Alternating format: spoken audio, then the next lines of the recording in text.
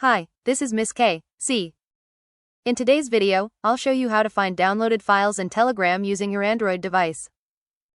To get started, open the Telegram app and select the chat where the file was shared. Tap the chat name at the top of the screen, then select Media, Files, or Shared Media, depending on the type of file you're looking for. If the file has already been downloaded, you can also open your phone's File Manager app and navigate to the Telegram folder or the Download folder, depending on your device and Telegram settings.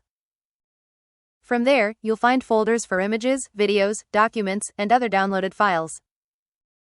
If you can't find the file, return to Telegram, open the chat, and tap the file again to download it.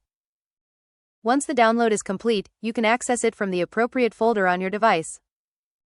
And that's it, you've successfully learned how to find downloaded files in Telegram. Happy watching! Don't forget to like, share, and subscribe for more helpful tutorials.